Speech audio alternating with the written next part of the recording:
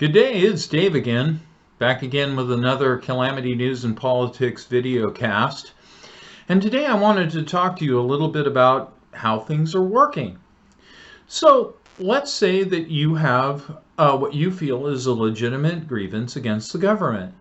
Well, what do? You want to have a peaceful protest.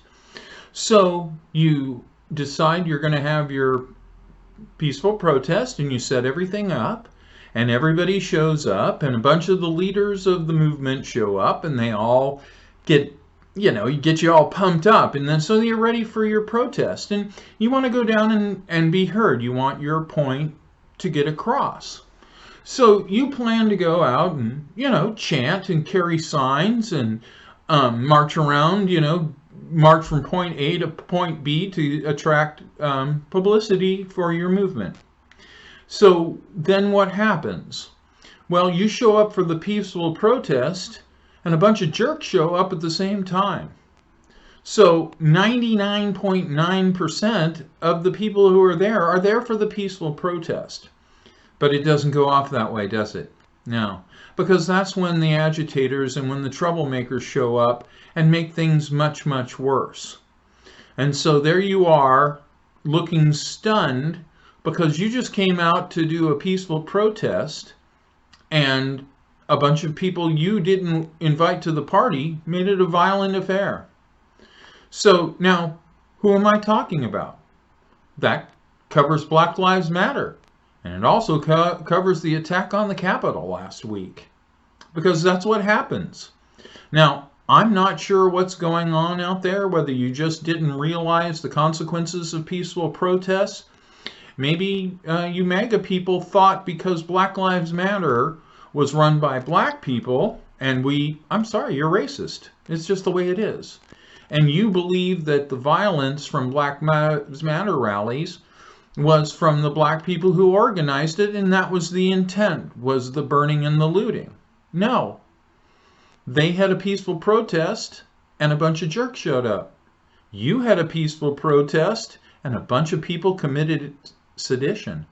They attacked the Capitol. They killed people, including a police officer.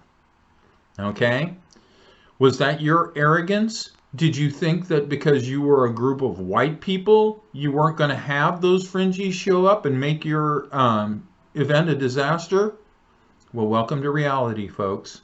You're no better off than the people who organized the BLM movements. Now you get to understand how it really works. When you want to give your opinion and you want your voices heard, somebody's going to come and create a huge trash heap of your project. And that, folks, is what happened at the Capitol. You sit there and you talk to the people, you see the reporters talking to the MAGA people out there. Oh, their intent was to listen to the president's team, get that charged up feeling, march down to the Congress and stand outside and start chanting, they're stealing the election or whatever their chant was going to be. That is your crowd at the Capitol. So when the organized criminal crazies from Looney Tune land in the right just decided to walk into the Capitol or actually have to break in, hang Mike Pence, boy, that's not a big deal. And everybody's like, oh, they were really going to do that. Really? They killed a police officer. Didn't have any problem with that. Do you think they'd have any problem killing Nancy Pelosi, Mike Pence? I mean, anybody there that was betraying Trump, which means only 109 House and X number of senators would have survived. Because these people are armed insurrectionists. There were some knuckleheads, what I call frat boy behavior, that followed in afterwards, and they're going to pay their price. But they haven't brought the charges against the real people. You think they released that photograph of the guy who hit the police officer in the head with the fire extinguisher that led to his death?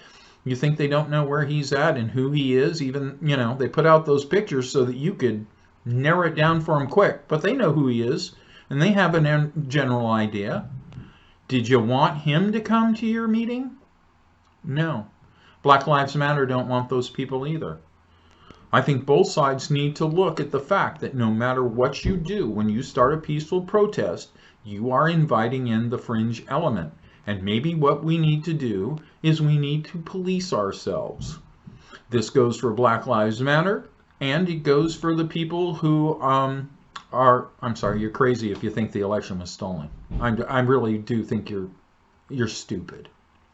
Sorry, just dumb as a rock. So anyway, you need to hold your people in check. If the inauguration erupts in gunfire, it's because you all know it's a lie and you're all following it anyway because your president didn't win. Wow. You would throw away the greatest democracy in the world because you didn't get what you wanted. It's really pathetic out there. And as you can tell, I'm a lot more in the sympathy line for Black Lives Matter because they do make an effort to police the morons that show up. You just let them run loose in the Capitol, cheered them on, because you still stood there after they went in and did zip. Why? Because you had as much control as the leaders of the Black Lives Movement have. So welcome to reality, boys and girls. Have a nice day, and I'll talk to you next week.